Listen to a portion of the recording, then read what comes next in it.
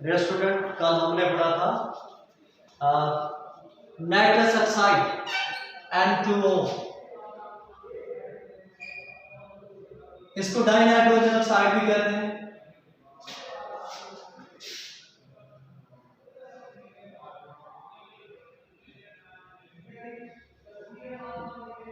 या फिर इसको लाफिंग गैस भी कहते हैं। कल हमने इसके बारे में पढ़ा था।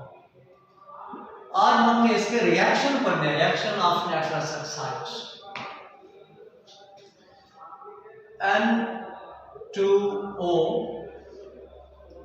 ये टूट जाता है ऑक्सीजन में और नाइट्रोजन में, तो इस वजह से ये कंबस्टिबल तो नहीं है, लेकिन रिजेंबल करता है ऑक्सीजन के साथ।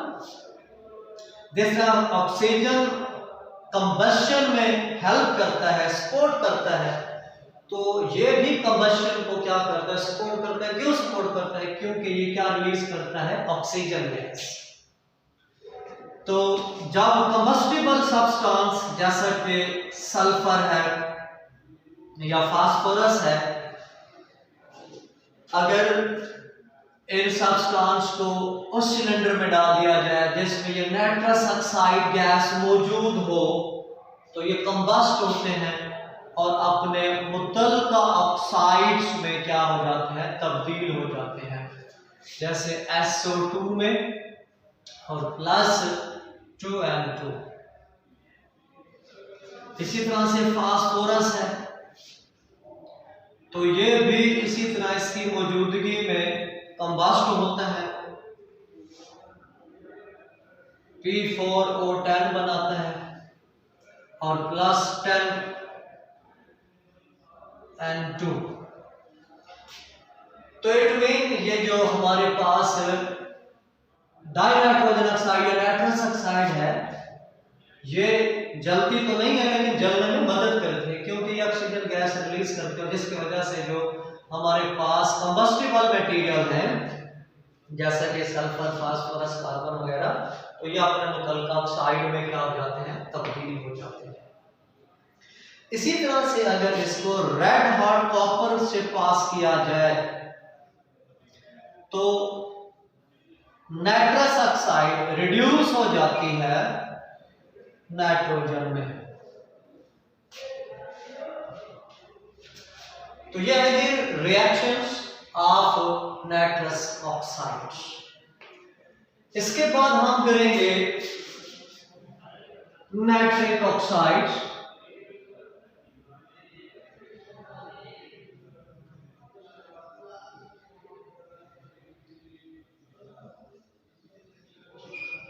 या इसको नाइट्रोजन मोनोऑक्साइड भी कहते हैं।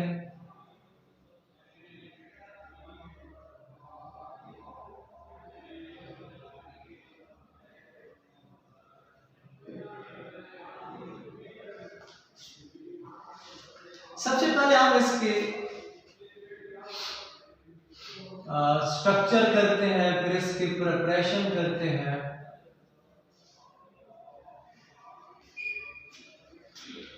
तो इसकी स्ट्रक्चर थोड़ा डिफरेंट है, मोनोफ्रेग है, और इसने केमिस्ट को बड़ा परेशान भी किया।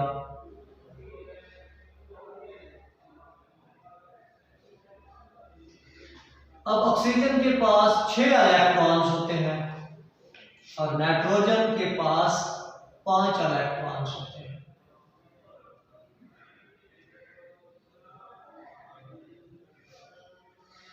ये जब इसके साथ कोवेलेंट बॉन्ड बना लेते हैं तो इसके पास एक इलेक्ट्रॉन अभी भी और ये एक लोन पेयर भी मौजूद है। इस तरह से अगर इसको देखें तो ऑक्सीजन का तो पूरा हो जाता है आपका टूल, यानी 2 2 4 2 6 2 8 हो जाते हैं इलेक्ट्रॉन। नाइट्रोजन के कितने हो रहे हैं? 2 2 4 2 6 और 1 7। यानी इस सूरत में नाइट्रोजन के पास इलेक्ट्रॉन 7 है, ऑक्सीजन के पास इलेक्ट्रॉन 8 है। और अगर हम यहां से एक एक इलेक्ट्रॉन लेकर, एक इधर से और एक इधर से, एक और बॉन्ड बना लेते हैं, जो कि मैं दूसरे स्ट्रक्चर में समझाता हूँ। ये अभी इसको रहने दें, यहाँ पर अलग से समझा देता हूँ इसको। ये है जी नाइट्रोजन, ये ऑक्सीजन,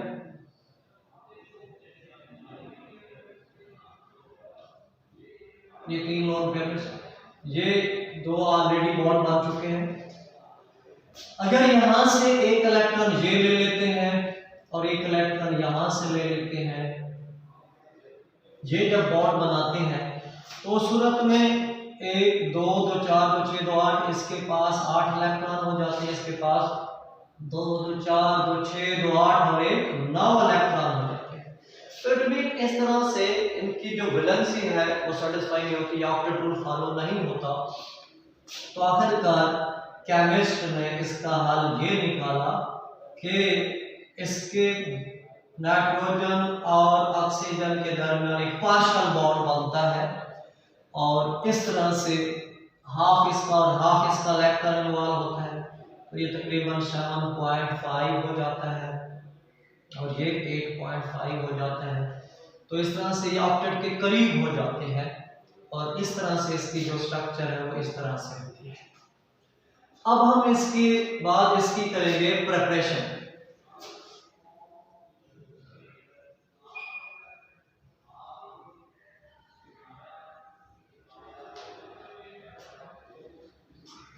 प्रिपरेशन में जब हम कॉपर मेटल को डाइल्यूट नाइट्रिक एसिड के साथ रिएक्ट करवाते हैं तो इस सूरत में ये बनाता है कॉपर नाइट्रेट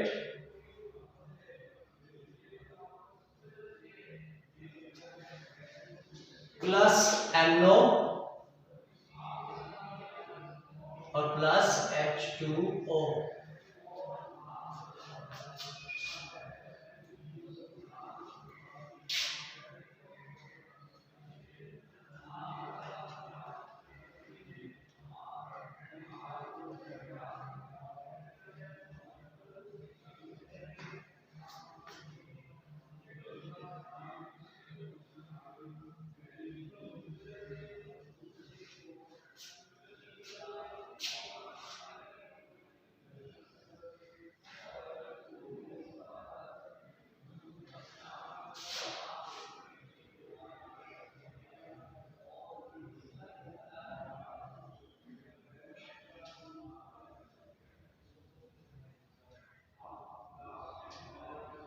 ओके, जब ये कॉपर डाइल्यूट नाइट्रिक एसिड के साथ रिएक्ट करता है तो उस सूरत में कॉपर नाइट्रेट बनता है, नाइट्रिक ऑक्साइड बनता है और क्या रिलीज होता है, water.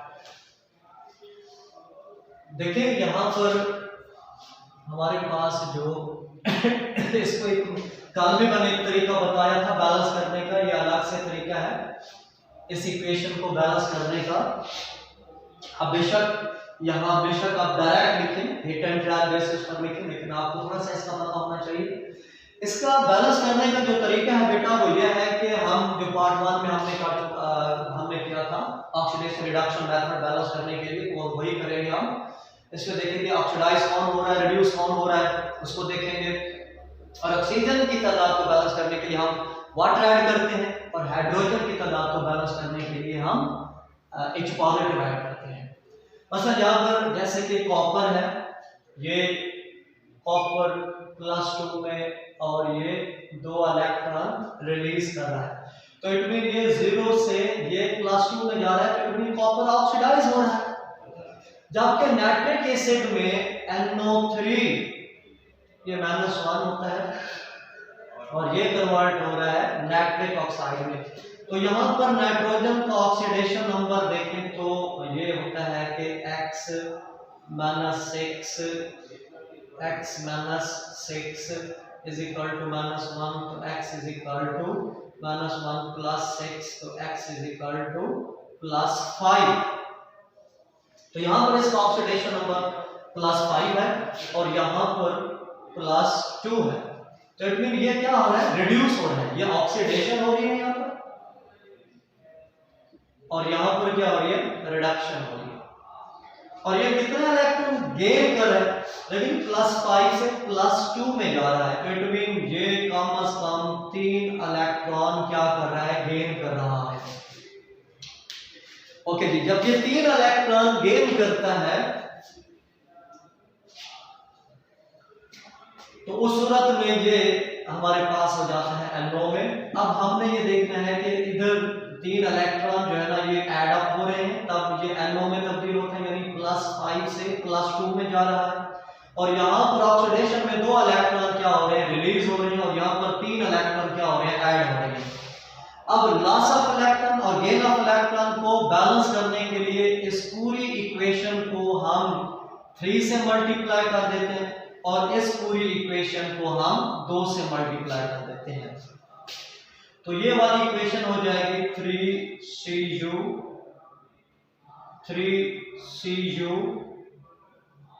+2 and 3 to the 6 plus 6 electron, ये इक्वेशन हो गई। अब इसको जब बैलेंस करेंगे तो 6 electron +2 NO3 sign of arrow 2 NO। अब इसमें ऑक्सीजन की तादाद को बैलेंस करने के लिए, जैसे मैंने पहले बताया था कि ऑक्सीजन की तादाद को बैलेंस करने के लिए हम वाटर का इस्तेमाल करते हैं और हाइड्रोजन की तादाद को बैलेंस करने के लिए H पॉजिटिव का इस्तेमाल करते हैं। तो यहाँ पर 3 to the 6, यहाँ पर ऑक्सीजन की तादाद 6 है और यहाँ पर ऑक्सीजन की तादाद 2 है। तो इसलिए इसको बैलेंस करने के लिए हम इसको 4H2O से करते हैं, तो 4 ऑक्सीजन ये हो गया, 2 ये 6 और 2 3 का 6।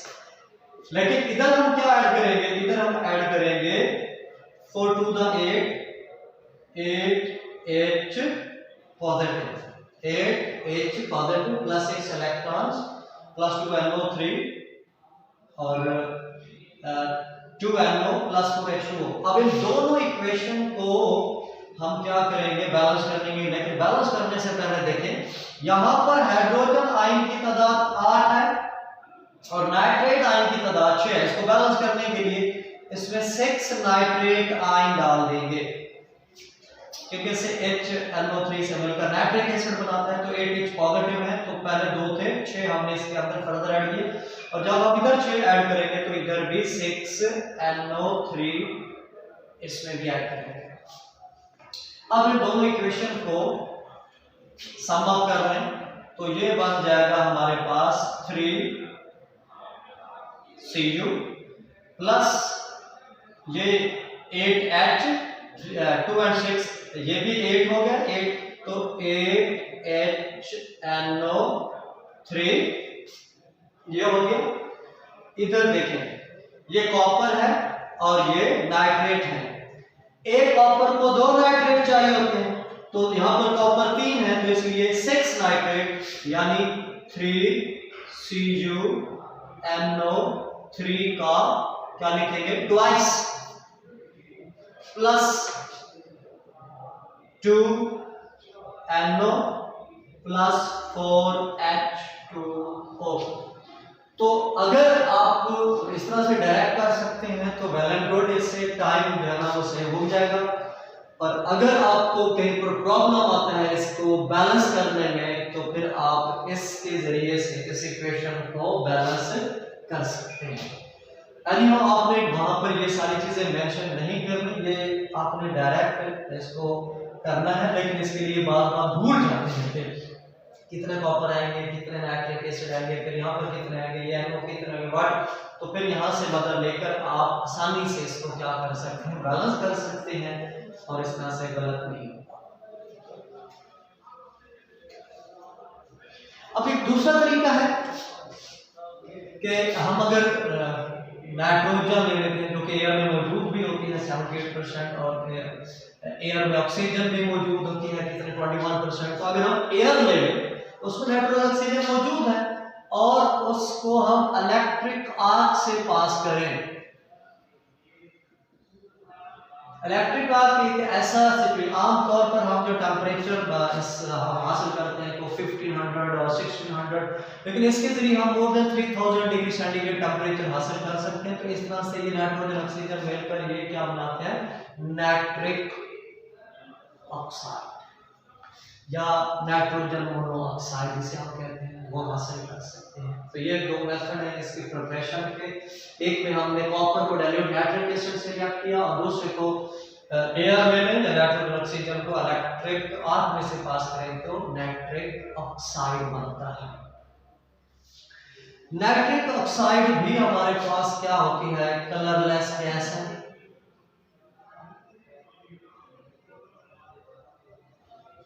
और वाटर सॉल्युबल होती है।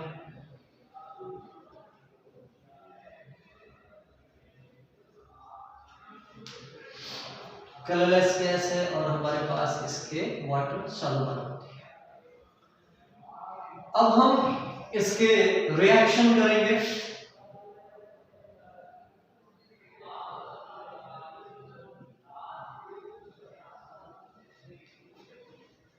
नाइट्रिक ऑक्साइड ये जब इसको हीट किया जाता है 1000 डिग्री सेंटीग्रेड तक, तो ये N2 में और O2 में तब्दील हो जाती है और इस तरह से ये कंबशन में हेल्प करती है, कंबशन में हेल्प करती है। और इसी तरह से अगर इसको नाइट्रिक ऑक्साइड को अगर हम क्लोरीन के साथ रिएक्ट करें या ब्रोमीन वाटर के साथ रिएक्ट करें चारकोल की मौजूदगी में, तो ये बनाती है नाइट्रोसाइल क्लोराइड या नाइट्रोसाइल ब्रोमाइड। और इसी तरह से इसकी जगह अगर हम ब्रोमीन ले लेते हैं तो ये नाइट्रोसाइल ब्रोमाइड है। ठीक है, इसके बाद हम इसके कुछ और रिएक्शन डिस्कस करते हैं।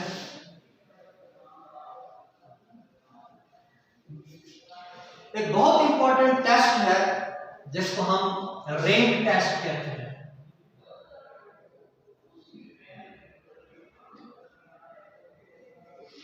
ये एक्चुअली हमारे पास सेकंड ईयर में हमारे पास प्रैक्टिकल में भी आता है। जब हम साल्ट एनालिसिस कह रहे होते हैं तो साल्ट एनालिसिस में एक एसिडिक रेडिकल होते हैं और बेसिक रेडिकल होते हैं। एक एसिडिक रेडिकल होते हैं और दूसरे हमारे पास बेसिक रेडिकल होते हैं। तो ये जो नाइट्रेट है ये एसिडिक रेडिकल में से है नाइट्रेट। तो नाइट्रेट को आइडेंटिफाई करने के लिए या डिटेक्ट करने के लिए हम इस रिंग टेस्ट को परफॉर्म करते हैं। इसके लिए हम सबसे पहले एक टेस्ट ट्यूब लेते हैं। इस टेस्ट ट्यूब में हम उस सॉल्ट को डाल देते हैं जिसमें हम एक्सपेक्ट करते हैं कि नाइट्रेट मौजूद है। उस सॉल्ट का हम सॉल्यूशन बना लेते हैं। तो ये है जो हमारे पास salt solution of nitrate.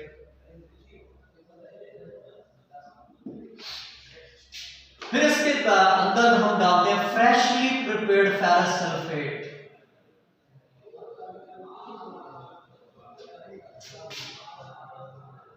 Ferrous sulphate solution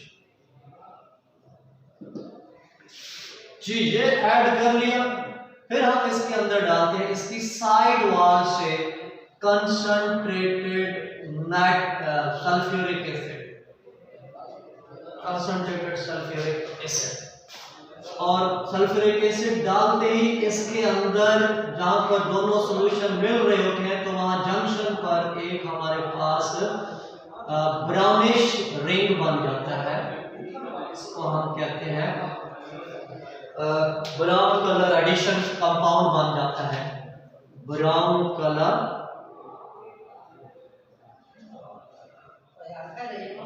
addition compound.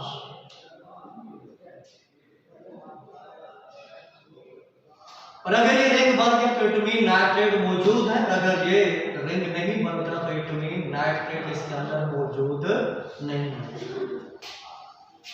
Actually जब हम ये नाइट्रेट होता है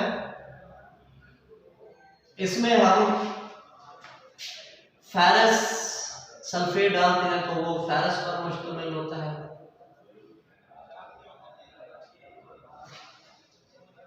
जी, और प्लस इसमें एसिड ऐड कर रहे हैं, तो ये मिलते हैं तो ये बनता है 2H2O plus NO and plus बन जाता है Fe प्लस 3।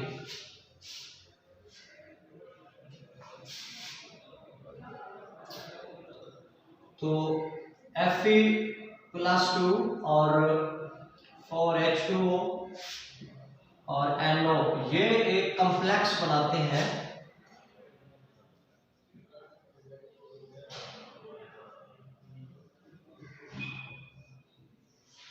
ये एक्चुअली जो है ना वो ब्राउन कलर रिंग बनाता है, ये वाला कॉम्प्लेक्स जो है ना वो ब्राउन कलर बनाता है। तो नाइट्रेट जो है ना ये रिड्यूस होता है नाइट्रिक ऑक्साइड में,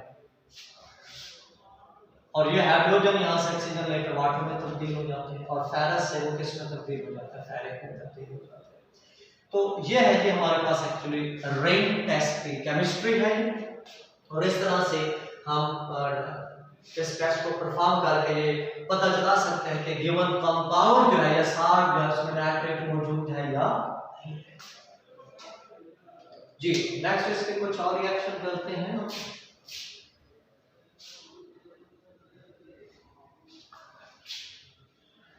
ये नाइट्रिक ऑक्साइड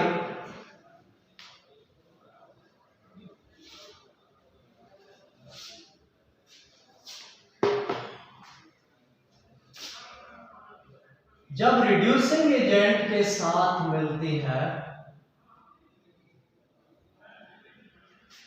जैसे कि H2S है, या फिर हमारे पास H2SO3 है, तो सूरत में ये H2S ये ऑक्सीडाइज हो जाता है सल्फर में, और H2SO3 सल्फ्यूरस एसिड ये ऑक्सीडाइज हो जाता है H2SO4 में। मतलब सबसे पहले हम H2S को जब हम नाइट्रिक ऑक्साइड के साथ रिएक्ट करवाते हैं तो उस सूरत में हमारे पास बनता है H2O प्लस नाइट्रस ऑक्साइड और प्लस बन जाएगा सल्फर। इसी तरह H2SO3 के साथ जब हम इसको करते हैं तो यहां से दो हाइड्रोजन निकलते हैं, यहां से एक ऑक्सीजन, तो ये H2O बना देते हैं, सॉरी बल्कि ये इससे ऑक्सीजन लेकर ये तब्दील हो जाता है H2SO4 में और प्लस नाइट्रस ऑक्साइड बन जाता है नाइट्रस। तो यहां पर ये एज ए ऑक्सीडाइजिंग एजेंट के तौर पर अमल कर रहे हैं, और ये एज ए रिड्यूसिंग एजेंट है, और जो रिड्यूसिंग एजेंट होते हैं वो ऑक्सीडाइज हो जाते हैं सल्फर में या फिर किसमें, सल्फ्यूरिक एसिड में, और जो हमारे पास ये ऑक्सीडाइजिंग एजेंट होते हैं वो रिड्यूस हो जाते हैं नाइट्रस ऑक्साइड में, क्योंकि यहाँ पर इसका नाइट्रोजन का ऑक्सीडेशन नंबर +2, यहाँ पर भी +2 और यहाँ पर +1 और यहाँ पर भी +1 है। तो इस तरह से ये है कि रिएक्शन जिसमें नाइट्रिक ऑक्साइड जब रिड्यूसिंग एजेंट के साथ रिएक्ट करती है तो itself is reduced into nitrous oxide and it oxidizes H2S into sulfur and sulfurous acid into sulfuric acid। लेकिन जब ये स्ट्रॉन्ग ऑक्सीडाइजिंग एजेंट के साथ रिएक्ट करती है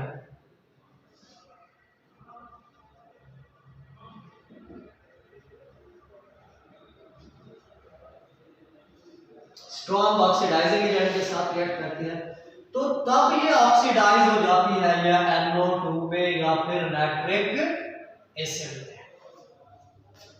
मसलन जब हम इसको strong oxidising agent nitric acid के साथ इसको रिएक्ट करवाते हैं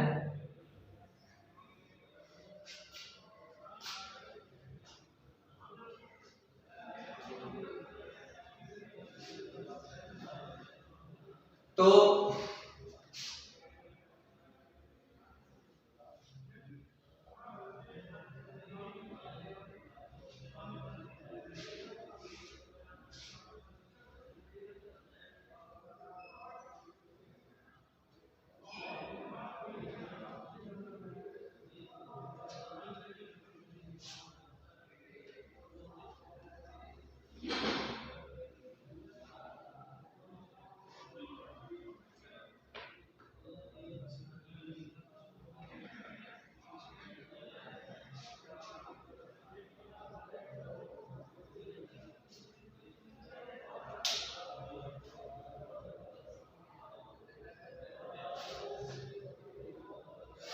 तो नाइट्रिक एसिड के साथ जब हम इसको रिएक्ट करवाते हैं तो ये नाइट्रोजन डाइऑक्साइड में तब्दील हो जाती है और वाटर इसमें से क्या हो जाता है, रिलीज हो जाता है। तो इस तरह से KMnO4 के साथ जब हम रिएक्ट करवाते हैं इसको तो तब ये नाइट्रिक एसिड में क्या हो जाती है, तब्दील हो जाती है। तो इस तरह से ये है कि when it react with a strong oxidizing agent then it is oxidized into NO2 or nitric acid।